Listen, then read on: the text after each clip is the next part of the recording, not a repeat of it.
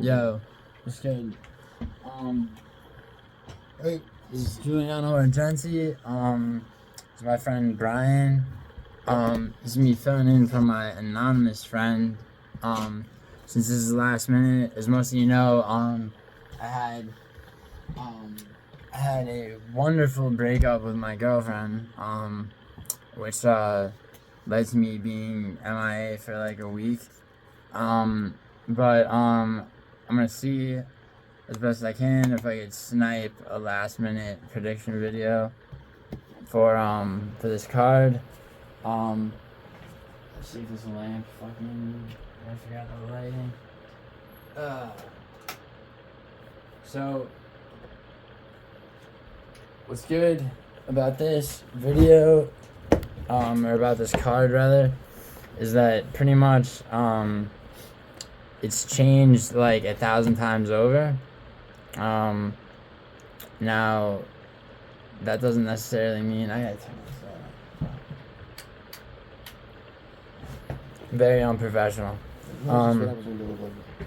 But also Cagliari is up 1-0 against AC Milan right now. But I'm not too worried about that. Alright, so Brian's more of a boxing fan. But MMA isn't lost on him. So don't pull up my old video. Yeah, that was actually. So if you go to topology, bro, that's that first link I sent you. Okay. Start at the bottom, and let's go. Let's go through this card. Magny versus Prates, UFC Fight Night. Starts at 1 p.m. and it is currently 9:09 here on the West. Yeah. So basically, just go fight for fight, right? So we're starting at the bottom, and then you just hit that. This opens up like the stats for each fight. So all you gotta do is read who's fighting. Start at the bottom. Yeah. So the bottom. Here, start here, and then go up. Yes. Okay. First fight should be.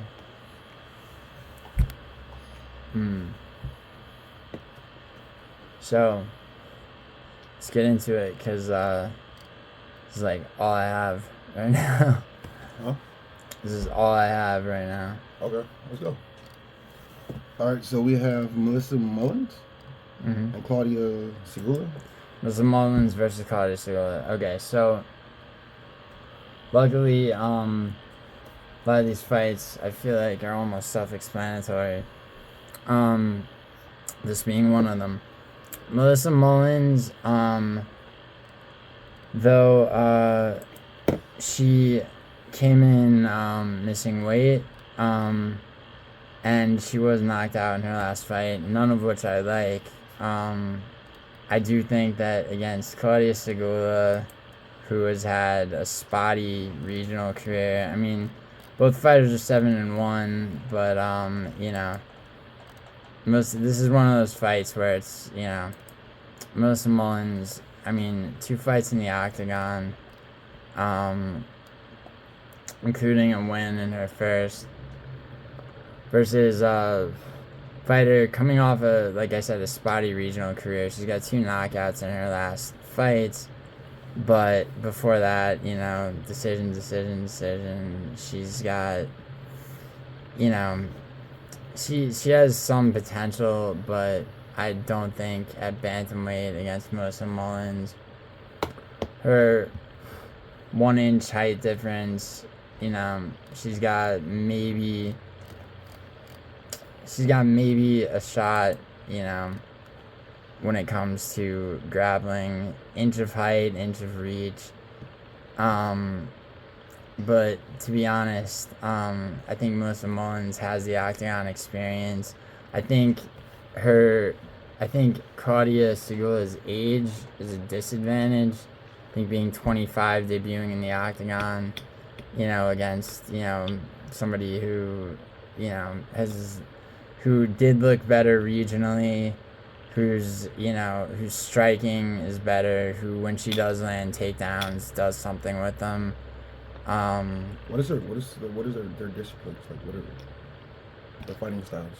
I mean, you know, like I mean, things get crazy in the octagon, dude. I mean, Melissa Mullins is more of a striker than anything. She came off an REAS KO, which is, you know, I mean, that's not the greatest regional promotion ever. She debuted late last year. Pretty decisive victory in the Sadiq Yusuf Edson Barbosa card. And, I mean, she went on. She was finished by Nora Cornille. But, I mean, I just think she has this one.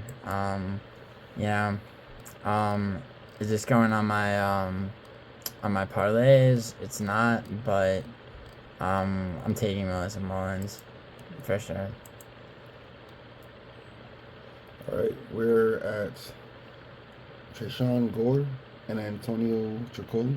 Okay, so Antonio, very few impressive performances, and I'm talking about regionally as well.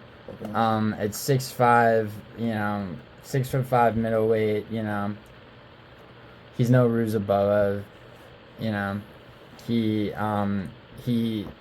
now his knockout loss to Shara only ages well because Shara keeps getting fed these you know, not cans but cans for him. People like Tresean, you know, who, you know, was knocked out due to a, you know, spinning back elbow that may be a sign of Shara actually improving. But, you know, in the octagon, Trocoli has just, you know, proven himself pretty incapable. The no contest on the Contender Series, you know, and then, you know, he went on to get, you know, get choke submission in Brazilian Fighting Series, and, you know, that gave him his octagon debut. They, you know, more or less they needed somebody to feed to Shara. I think Trocoli isn't going to last. I think his contract, you know, will expire, and I mean, I just don't see him,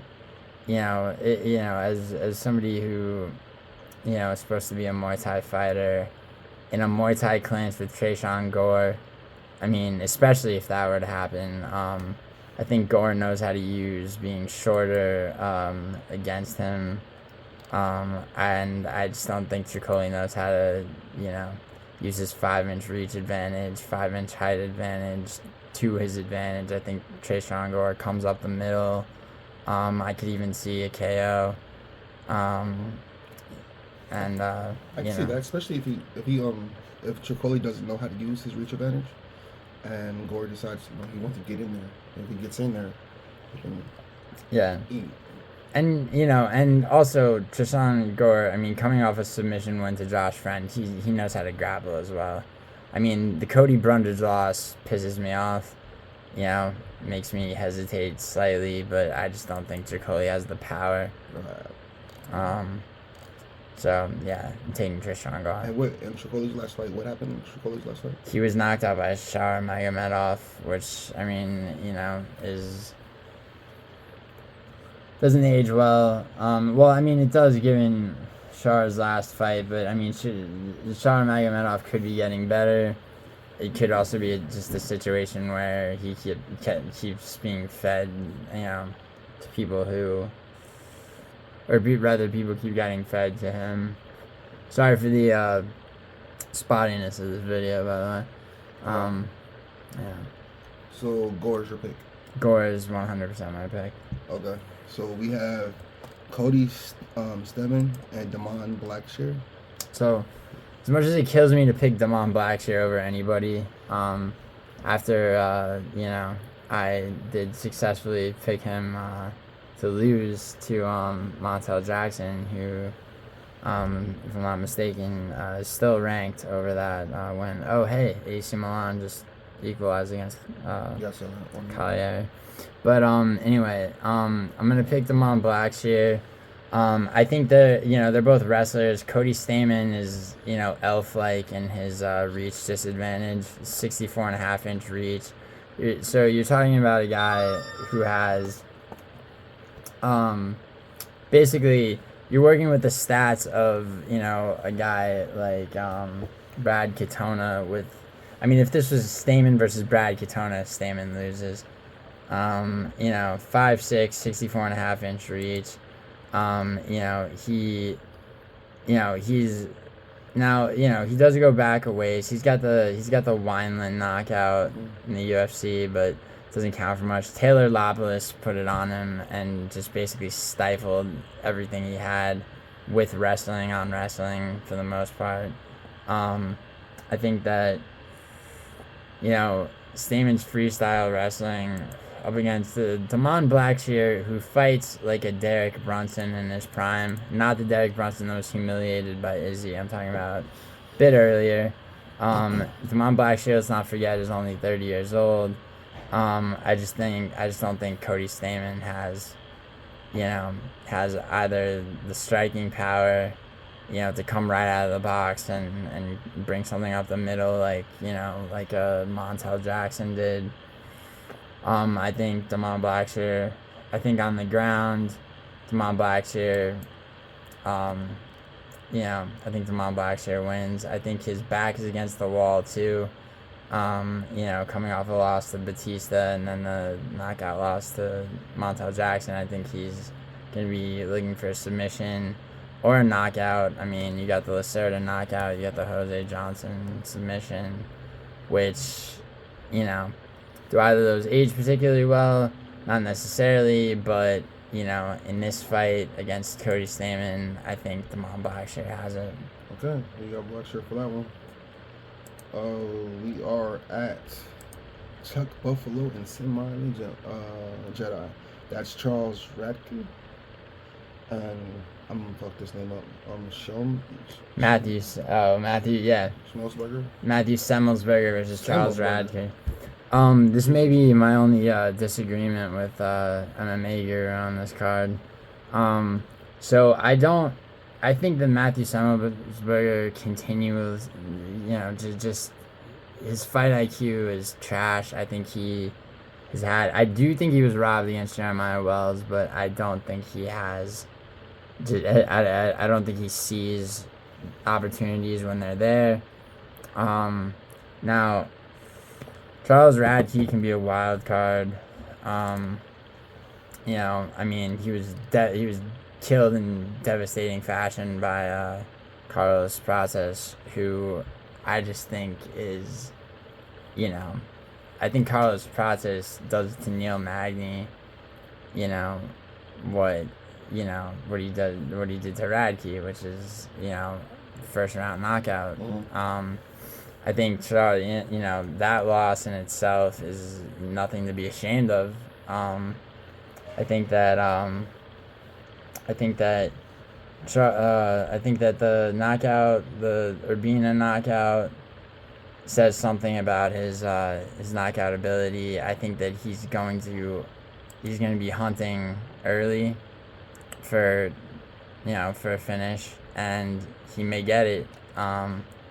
I don't see Semelsberger, able to grapple. I mean, will he get a takedown? Yes. Will Radtke work his way back to his feet? Yes. Is Radtke? I mean, Semelsberger getting a submission is almost virtually impossible. Yeah. I mean, they. Honestly, Semelsberger tends to look. I mean, he tends to be a little wild. He keeps it on the feet, more often than not. Yeah. And, I just think on the feet, Radtke's got it. Radtke, likes to say that he fights sub-jitsu, which means virtually nothing. Sub-jitsu? Okay. Thug-jitsu, I'm sorry. Okay. But and Radtke once again is fighting for his career. I see a lot of those fights on here. Some of them, some keep them, some don't. I think this is Charles Radtke's day. I think Semelsberger has been a consistent disappointment, when it comes to his ability, and that has a lot to do with his fight IQ. I just don't, I don't think he does well under pressure, and I think Radtke's going to pressure him with strikes and potentially even get a finish. Radtke's your call. Yeah. Okay. Zaleski and Scroggin. So, Zaleski dos Santos versus Zach Scroggin. So, this is a last-minute replacement, and I think that Zaleski dos Santos has aged very well. Let's not forget, back in the day, he knocked out Sean Strickland.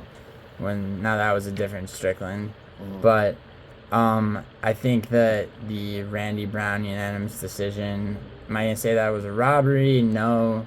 I think that was a very, very competitive fight. I think that his having fought Vakretinov to a draw speaks volumes. I think that him beating Benoit Saint-Denis, I think that speaks volumes.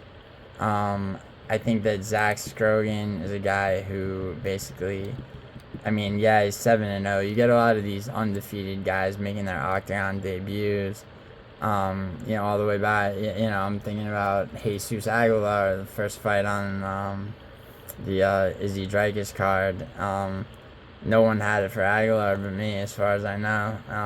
But watching tape on Stuart Nickel, his opponent, 8-0, coming in, and that fight went the way I saw it going. I saw it going, early takedown for Stuart Nickel, and, Jesus Aguilar with octagon experience turning it around. In this fight, I see a similar thing. I think Dos Santos, I think his kicks are very powerful. I don't think that, Zach Scroggin is going to be able to get one of these submissions that he's, coming off of. I know he just won a belt in FAC, which, he won by decision. I did watch that fight, and there's nothing in that tells me that he poses any kind of threat to Zaleski dos Santos. Okay, so dos Santos, he's taking it. Yes. Okay. I can't pronounce that name, but Karolina Kowalkiewicz. Yeah. Karolina Kowalkiewicz. And Denise Gomes. Versus Denise Gomes, yes. Or Gomes, however she says it. Denise Gomes, I think, is going to destroy Karolina Kowalkiewicz. Why? I think. Well, so Karolina Kowalkiewicz, right? She's coming off now. She was on a 3-fight decision win streak going into her last fight, which she lost to Yasmin Lucindo. I think Lucindo was a lot more dominant in that fight than people give her credit for. I picked Lucindo to win the last few fights that she's won. And Denise Gomes, in the Mora fight against a much taller opponent, she handled the height difference very well. She did lose to Angela Hill, which, that loss, honestly, that was the fight before Angela Hill got her first and only ever submission at the age of 39. I think Angela Hill is fairly underrated. Now, you go back before that, Denise Gomes knocked out Yasmin Uregui, knocked out Bruna Brazil. I think this could potentially be a finish for her. A finish or not, I think, in terms of controlling what is not a sizable height difference, Kowalkiewicz has an inch of height and an inch of reach over her.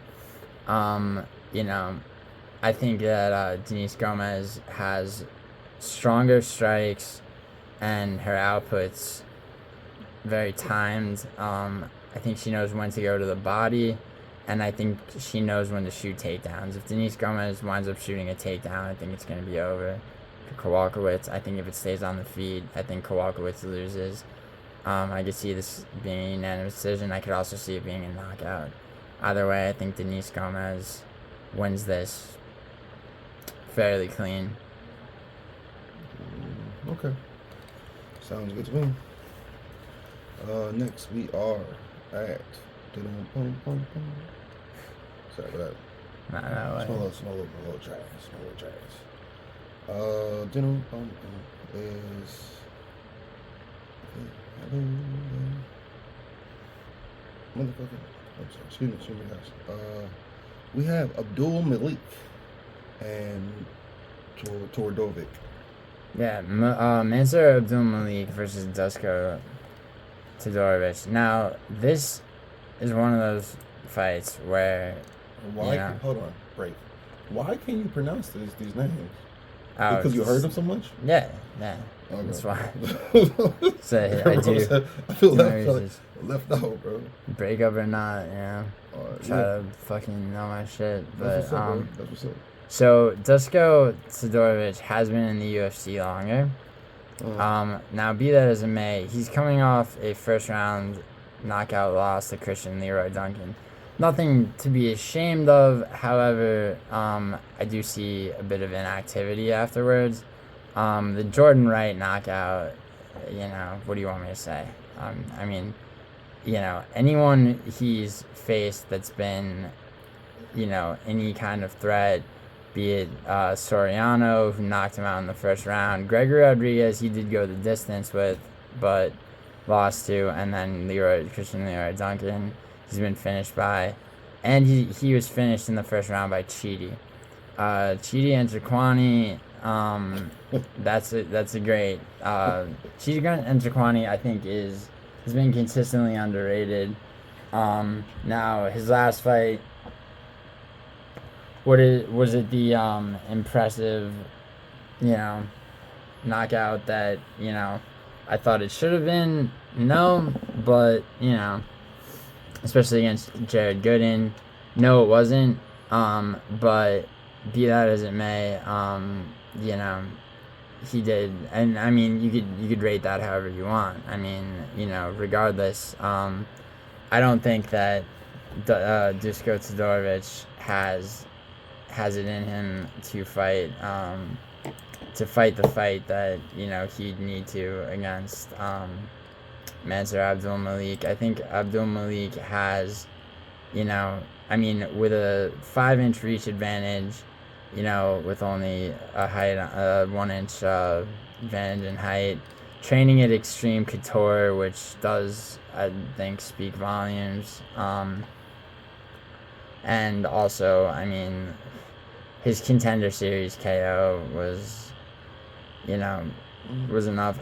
Coming off an LFA knockout, his regional fights are definitely rateable.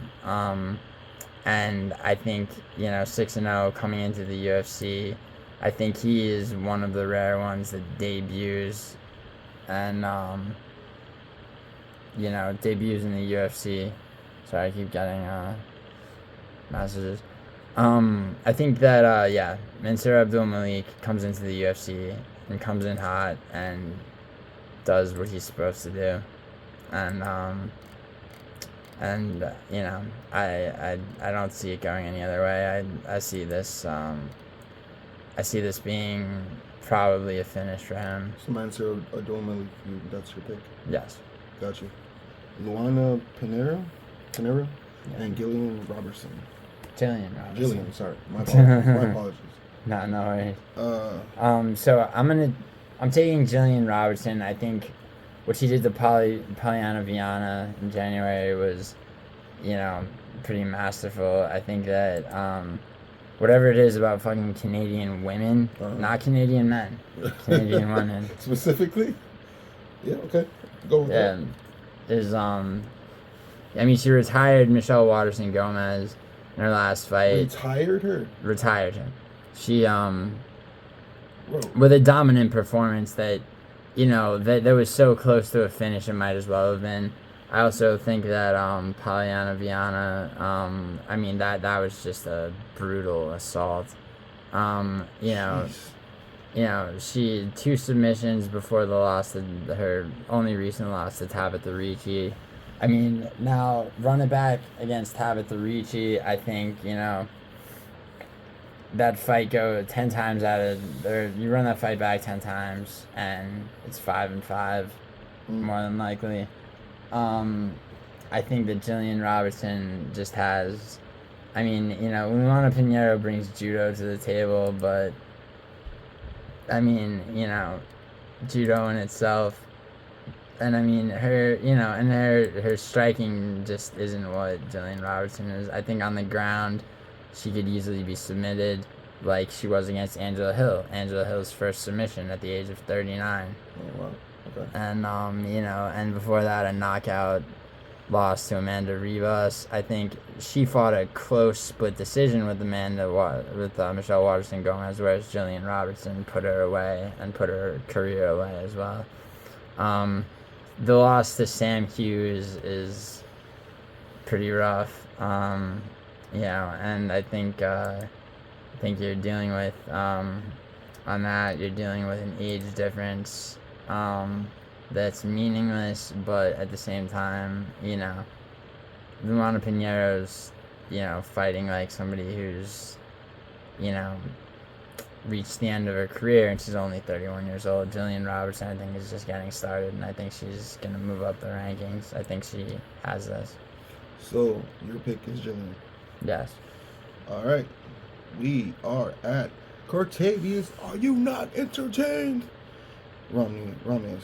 And Gaston, the Dream Killer, Bolaños.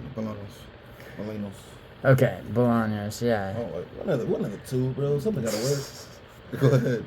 Yeah. Fucking, okay, so Cortavius Ramos, this is a tough one, but at the same time, I think Ramos, he's 5'4", bantamweight, short for a bantamweight, only an inch reach disadvantage. Neither of these guys are huge for the division. I think Ramos' striking is going to be what makes the difference. Although his grappling is not to be ignored. He's got arm bars up the fucking ass. Like, I mean, his LFA performances speak volumes. You know, even going into his Contender Series fight, he, you know, an arm bar in less than a minute. He finds submissions very well. I think that his striking is not to be ignored either. Gaston Bolaños, yeah. He, you know, his Bellator career, I mean, you know, you see some first round submission losses. He was, you know, his UFC debut, you know, he, the decision went to Aaron Phillips. I mean, a fighter that has not fought since, and I think has been cut, you know, is what it is. But he went on to be knocked out by Marcus McGee. Marcus McGee can be hit or miss, but he, you know, I think Marcus McGee fought that fight, you know, masterfully, and Bolaños was largely exposed.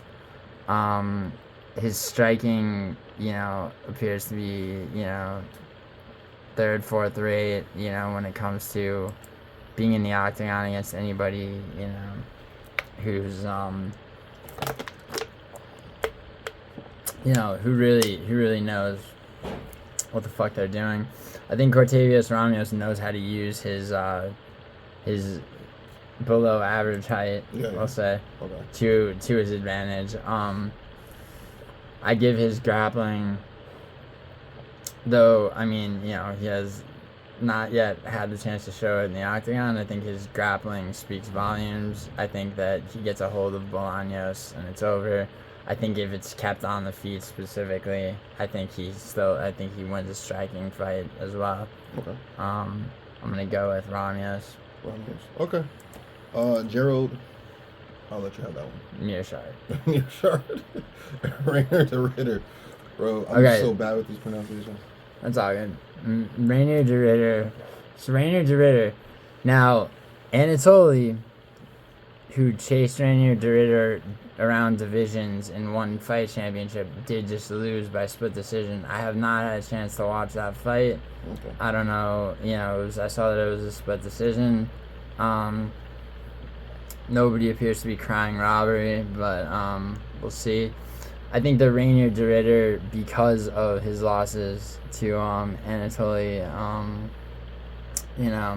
has gotten somewhat of a less than fair reputation.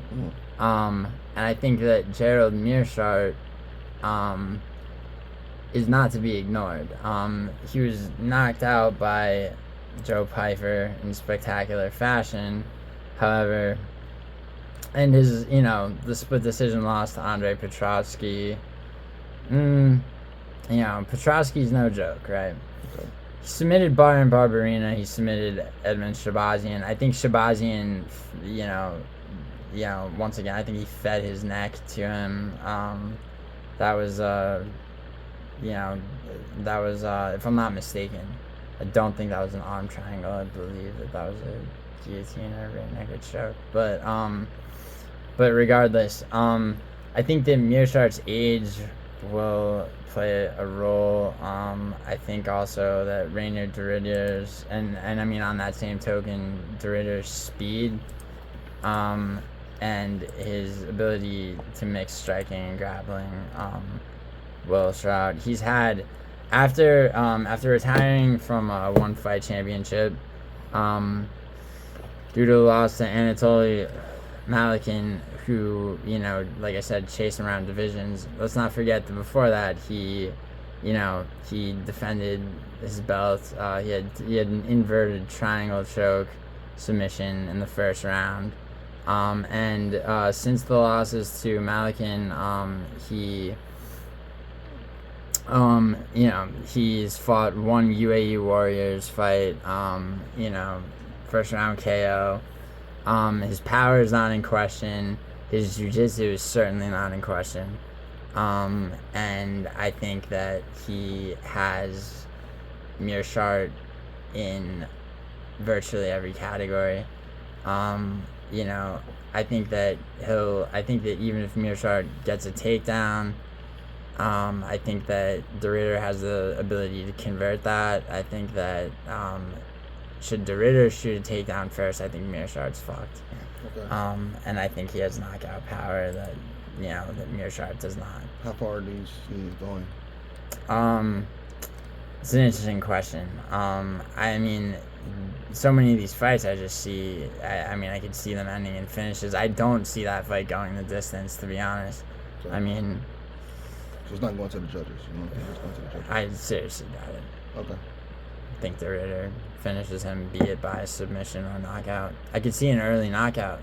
I could see him showing up in the UFC, here I am, done. Yeah.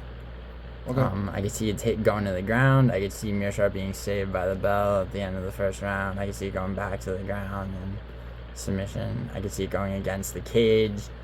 I could see a body triangle. I could see so many different ways that de Ridder pulls that out. Hey, AC Milan is now up 2-1. I see that. So we have de Ridder as your... Yes. Okay. Main event. No, main event. Magny? Neil, sorry. Neil Magny. I do apologize, you guys. I'm not good at this. Carlos Prates versus Carlos Prates. Neil Magny versus Carlos Prates. Oh. You know what? The Haitian Sensation versus the Nightmare. How about that? Does that work? Yeah. All right, let's go. That works. So the Haitian Sensation has been a gatekeeper for a long time. Now let's not forget that he did turn Mike Mallet around. That says way more about Mike Mallet as per his last fight. Now I did pick Mike Mallet to win his last fight, which he did by a unanimous decision that was virtually pathetic against Trevin Giles. Carlos Prates, what I didn't notice, so I picked Carlos Prates to win in his 3 UFC fights thus far, right? In his first fight, what I didn't notice, he fought Trevin Giles, and he was, by the looks of it, getting slowly pieced up with Trevin Giles' pillow soft strikes. Now, what I have to say is that what I didn't know then that I know now is that Carlos Prates, in similar but different way to Yuri, will take some damage until he sees his perfect KO shot. As you know, as we saw against Radtke, and you know, which, as I said, is nothing to be ashamed of for Radtke. I mean, Carlos Prates, I would like to see Carlos Prates fight Michael Morales, both of them having stepped right over Neil Magny, who just can't help himself but kneel down in the shape of a staircase to be climbed on top of for the next generation. Now, Neil Magny's grappling is the only potential threat to Carlos Prates. Do I see him shooting takedowns in desperation? I do. I think Carlos Prates has the takedown defense to deal with that. But I also think that Neil Magny will be basically, stuck in a striking fight, and I think Carlos Prates, does a decent job of finishing him in the first or second round. Okay. And so I'm taking Carlos Prates. Do you think so? In all of the fights that you're calling, right? All of them, the predictions. Yeah. Does experience play a factor in any of your? Oh, it does. It does. It plays a role in a lot of these fights. Sometimes good, sometimes bad. I mean, I think that for example, Dos Santos versus Zach Scroggin. I think Zach Scroggin's lack of octagon experience is going to speak volumes. I think though that for example, somebody like Mansur Abdul Malik, against Dusko Todorovic, I think that Todorovic's octagon experience was just spotty at best. Against somebody who's coming off the Contender Series, and who is, potential prospect. I think that his, he knows how to use. He knows how to fight with the 5-inch reach, advantage. I think his striking and grappling are superior. And so it can go experience can go either way. But since this video is last minute, I do want to roll my betting advice and prediction video into one. Once again, sorry about the breakup with my girlfriend fucking me over for like a week in terms of not having a video out.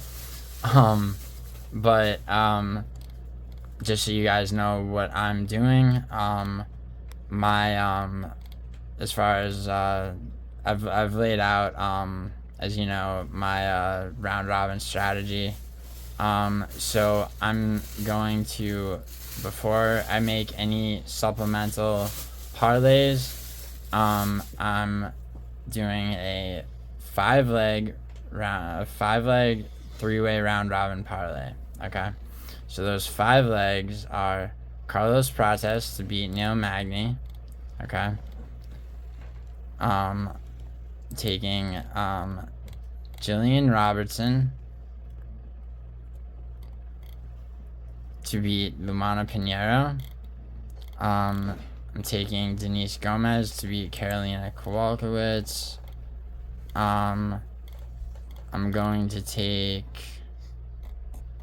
Dos Santos, Elizeu, fucking long ass annoying name.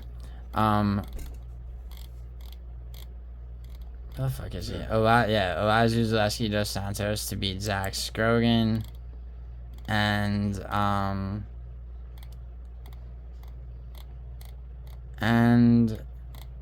hopefully I don't regret this. Okay, so here, once again, Carlos Prates to beat Neil Magny. Jillian Robertson to beat Luana Pinheiro. Denise Gomes to beat Karolina Kowalkiewicz. Elizeu Zaleski dos Santos to beat Zach Scroggin. And I'm going to go with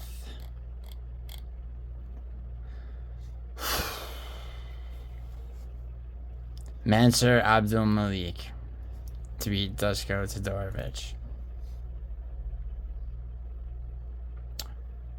5-leg parlay, 3-way round robin. Okay.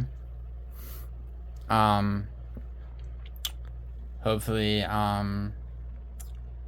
that works out. And most of you who follow, or all of you who follow that betting advice, I am placing that bet myself, in addition to several supplemental parlays, leaving some fights off, whole card parlays, etc.